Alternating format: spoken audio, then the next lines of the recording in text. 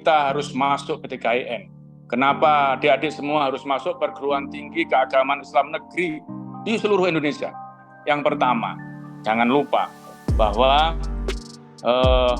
kampus perguruan tinggi keagamaan Islam negeri adalah kampus yang sudah terakreditasi, baik internasional maupun nasional, dengan nilai yang sangat baik dan unggul. Tidak ada kampus PTKIN yang tidak terakreditasi. Karena itu jaminan, garansi bahwa proses pembelajaran akan berlangsung dengan baik. Kenapa kita masuk PTKIN? Yang kedua, karena PTKIN memiliki program studi yang luar biasa, banyaknya, variatifnya, dan menjanjikan, serta dikelola secara profesional. Program studi umum dan juga program studi agama. Bisa dilihat, bisa dicek di website dan informasi di masing-masing kampus PTKIN, prodi-prodi tersebut. Yang ketiga, kenapa kita memilih PTKIN? Karena PTKIN memiliki sarana-prasarana infrastruktur yang luar biasa. Sebagaimana disampaikan oleh Pak Profesor Isom tadi, dengan kampusnya yang hebat, yang mega, didukung dengan laboratorium yang keren, ada planetarium, ada smart class, ada in-campus, ada sistem smart, dan hal-hal lain yang mendukung kelancaran dalam belajar. Alasan yang keempat, kenapa adik-adik semuanya masuk kuliah di perguruan tinggi keagamaan Islam negeri?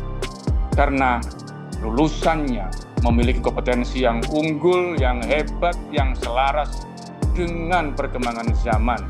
Tidak hanya basisnya Islam, tidak hanya didukung oleh akhlakul karimah yang unggul, yang hebat, tapi juga layak, bisa beradaptasi dengan dunia kerja, dengan pengetahuan, dengan wawasan, dan keterampilan yang mumpuni. Karena itu, kenapa kita ragu? Mantapkan untuk kuliah di perguruan tinggi keagamaan Islam negeri berupa UIN, Universitas Islam Negeri di seluruh Indonesia. Ada Institut Agama Islam Negeri yang ada di seluruh Indonesia, dan ada STAIN, Sekolah Tinggi Ilmu Agama Islam Negeri yang ada di Indonesia. Kenapa adik-adik semuanya harus kuliah di PTKIN?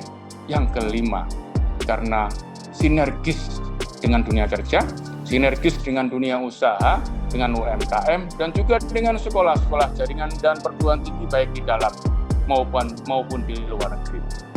Yang tidak kalah pentingnya, patut untuk saya sampaikan, keunggulannya untuk kuliah di UIN, di IAIN, di STAIN adalah tugas akhirnya bisa dibuat skripsi ataupun tidak, juga bisa tugas akhirnya non-skripsi sesuai dengan kemampuan masing-masing yang diatur oleh kampusnya masing-masing.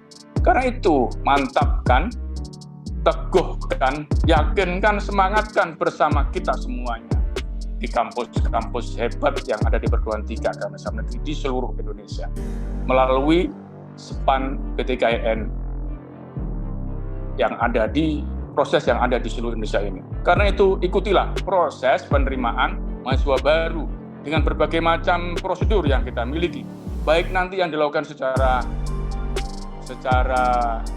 jalur prestasi maupun jalur ujian. Kita memiliki 3 model penerimaan mahasiswa baru.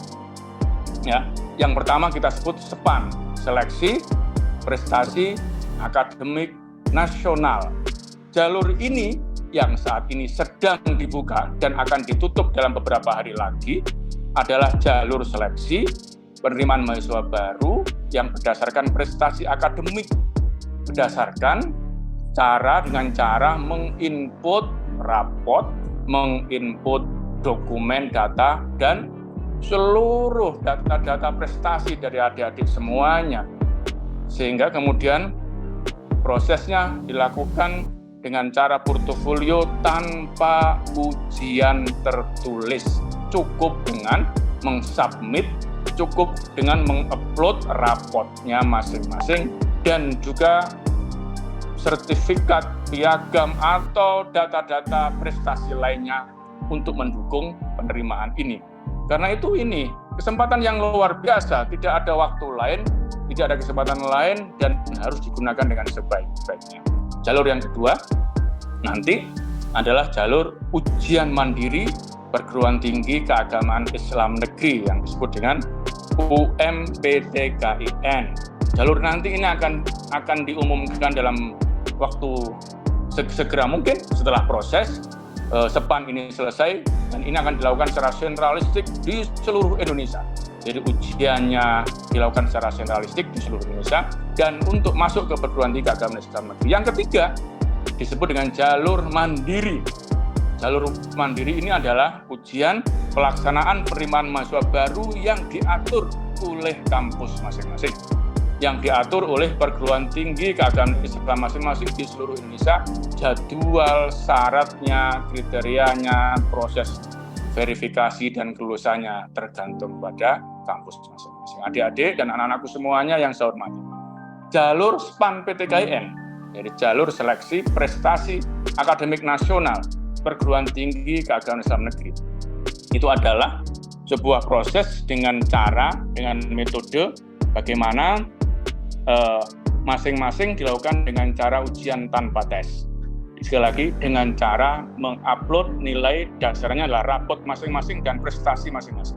Pesertanya adalah siswa madrasah aliyah, siswa SMA, siswa SMK, siswa atau santri pondok pesantren, baik itu yang PDF, PKPPF, yang berada di kelas akhir. Dan semuanya hanya ditujukan pada tahun yang sekarang sedang aktif, yaitu tahun 2023. Ya, ini berbeda dengan jalur ujian masuk PTKIN yang disebut dengan UMPTKIN, yang ujiannya dilakukan berdasarkan tes tulis, yang pesertanya tidak hanya yang sekarang sedang kelas 3 atau kelas 12, ya, kelas 12, yaitu tahun 2023, tapi bisa juga tahun 2022 ataupun tahun yang sudah lulus sejak tahun 2021. Ini bedanya. Pendaftarannya, maka kalau SEPAN diawali dengan pendaftaran yang dilakukan oleh satuan pendidikan masing-masing melalui PDSS, pangkalan data, sekolah, dan siswa. Dan itu sudah didaftarkan oleh sekolah masing-masing. Saya yakin wajah-wajah yang ceria, wajah-wajah yang menggemaskan dan sangat bergembira pada sore, siang, dan malam hari ini sampai pagi nanti adalah wajah-wajah yang sudah didaftarkan oleh para guru-gurunya melalui proses yang pertama itu. Dan jalur SEPAN adalah tidak dipungut biaya, adalah gratis, ya. Karena jalur prestasi, dan ini berbeda dengan jalur mandiri atau jalur ujian masuk PTKIN, UMPTKIN, yang pendaftarannya dilakukan sendiri oleh anak-anak calon mahasiswa. Tapi kalau pendaftarannya SEPAN dilakukan oleh sekolah melalui proses pendaftaran satuan pendidikan, dan nanti kalau UMPTKIN berbiaya, artinya biaya ditanggung oleh peserta. Kalau SEPAN, sekali lagi, yang kita hari ini adalah sosialisasi dengan gratis semuanya. Bapak, Ibu, adik-adikku semuanya saya hormati. Informasi lebih lanjut soal penerimaan mahasiswa baru SEPAN PTKIN dan juga UMPTKIN bisa dilihat di website utama kita di ptkin.ac.id, juga di sepan.ptkin.ac.id, dan juga di umptkin.ac.id, serta bisa dibuka di link andalan aplikasi andalan beragama di aplikasi Pusaka, aplikasi super Pusaka yang semuanya bisa kita lakukan melalui pendaftaran juga di sana. Kita masuk ke hal yang teknis, bisa diperhatikan bagaimana caranya kita melakukan pendaftaran SEPAN PTKIN ini. Ada tahapan-tahapan yang harus kita perhatikan bersama. Yang pertama, mulai tanggal 17 Januari sampai tanggal 13 Februari 2023, artinya masa-masa ini sudah berlalu, sudah dilakukan pendaftaran oleh satuan pendidikan, sekolah, madrasah, pondok pesantren masing-masing. Yang guru, yang kepala madrasah, kepala sekolah, atau orang atau ustadz atau guru yang ditunjuk sudah mendaftarkan ke kami, Karena itu, ini semua data sudah masuk. Saatnya hari ini kita masuk pada tahapan berikutnya, yaitu pendaftaran siswa mulai tanggal 16 Februari sampai 4 Maret. Sekali lagi, sampai 4 Maret. Sekarang tanggal berapa? 29 atau tanggal 30 sekarang? Nggak ada kan? Februari nggak ada 29 sama 30. Ya. Nah, sekarang tanggal 27. Jadi tinggal 3-4 hari lagi. Tinggal 4 hari lagi akan ditutup. Karena itu ini kesempatan luar biasa bagi siswa masing-masing, anak-anakku semuanya untuk daftar langsung di tanggal sampai tanggal 4 Maret. Setelah itu nanti akan dilakukan dengan kajian, verifikasi, scoring dan lain-lain sampai nanti diumumkan pada tanggal 3 April 2023. Hari ini kita lihat pendaftaran oleh satuan pendidikan yang dilakukan sejak tanggal 17 Januari sampai 13 Februari. Sekolah yang mendaftar sudah luar biasa, ada 11.837, sementara yang finalisasi ada 11.005 madrasah, sekolah, pondok pesantren, SMK, dan lain sebagainya. Luar biasa. Sementara sekolah-sekolah yang pimpinannya hebat-hebat dan cerdas-cerdas mendaftarkan anak-anaknya di PTKIN sudah didaftarkan jumlahnya dengan berapa ini bacanya ini? 1.269.983 itu mesti wajah-wajah cantik gantengnya ada yang saya nonton wajah saya. Ya kan? Karena itu jangan lupa 1.269.983 itu angka, nama, kemudian data yang sudah didaftarkan oleh sekolah masing-masing, oleh madrasah masing-masing, oleh pondok pesantren masing-masing untuk ikut SEPAN PTKIN. Nah, karena itu saatnya hari ini tahapan berikutnya adalah pendaftaran siswa. Pendaftaran siswa sampai berakhir tanggal 4 Maret 2023. Bagaimana caranya? Ya. Bagaimana caranya? 1, jangan lupa ya, pendaftaran dilakukan oleh siswa yang sampai besok tanggal 4 Maret adalah jangan lupa emailnya dipastikan benar ya, registrasi dengan cara menggunakan NISN dan email yang aktif ya, jangan sampai harus diverifikasi, jangan-jangan emailnya tidak aktif, jangan-jangan emailnya bodong, jangan-jangan emailnya hoax, jangan-jangan emailnya tidak, karena itu dicek, jangan sampai salah. Nah, kalau emailnya tidak dapat tembusan dari panitia, gimana caranya? Bisa dibuka, dicek ya, silahkan dikirim melalui WA ya, melalui WA, tulis NISN-nya berapa, kemudian namanya siapa, emailnya apa, dan kendalanya apa, ditulis, dikirim melalui WA. WA itu adalah WhatsApp. Kalau anak-anak pesantren namanya wawasan Al-Quran. Jadi sambil baca Al-Quran. Jangan lupa setelah Anda kan ada kendala, kirim ke nomor yang ada di panah itu, 081 578 90 1020. Nah, setelah itu baru akan secara tidak lama akan ada jawaban dari teman-teman yang bertugas di helpdesk kita. Kemudian setelah itu masuk login di siswa.ptkin.ac.id. Login siswa, jangan lupa dengan cara-cara yang sudah diatur itu. Lah, kalau tidak bisa login, gimana caranya? Bisa jadi pulsanya tidak ada. Ya, nggak ada kuota. Mau bagaimana kalau nggak punya internet? Ya, harus cari sinyal dulu. Ya, setelah dapat sinyal itu, nggak dapat kuota, WA lagi ke nomor tadi. Ya, verifikasi ke nomor tadi agar bagaimana caranya, ada kendala apa, akan dibantu oleh kakak-kakak yang bertugas sebagai helpdesk yang ada di panitia PTKIN, UMPTKIN, dan SEPAN PTKIN itu. Setelah selesai, jangan lupa dicek datanya. Data siswa segera dicek. Ya, data siswa segera dicek. Kalau tiba-tiba ada yang tidak sama, datanya itu berbeda dengan yang dimiliki oleh siswa, hubungi operator sekolah. Siapa tahu inputnya salah, ya, nilainya berbeda rapotnya.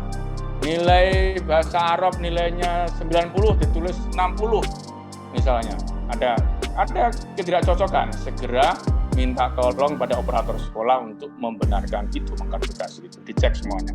Setelah selesai semuanya dicek, jangan lupa tahapan berikutnya adalah di-upload, ya, di-upload, di-submit, diunggah dokumen yang kita miliki, ya, cek itu dokumennya, semuanya harus dalam bentuk PDF, ya, jangan dalam bentuk difoto, hasilnya nanti pasti tidak maksimal. Kehebatan kalian, nilainya yang cukup bagus dari adik-adik semuanya, kecakapannya dalam nilai rapotnya, nilainya unggul, luar biasa, kerennya. Tapi kalau dokumennya tidak bisa dibaca oleh panitia, maka tidak mampu untuk mengarahkan, menunjukkan bahwa kalian semuanya hebat. Kuncinya apa? Dokumennya harus tepat, dokumennya harus akurat, dan dokumennya harus terbaca. Karena itu periksa, bukan periksa dokter, ya, periksa kembali file-filenya, dokumennya itu. Yang sebelum diunggah, pastikan dokumennya itu dapat terbaca.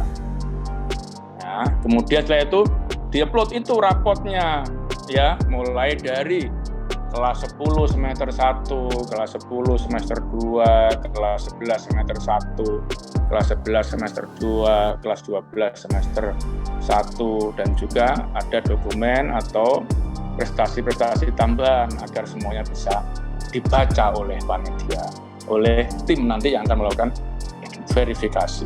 Setelah selesai, ya, jangan lupa tahap berikutnya adalah memilih kampus yang kalian tuju.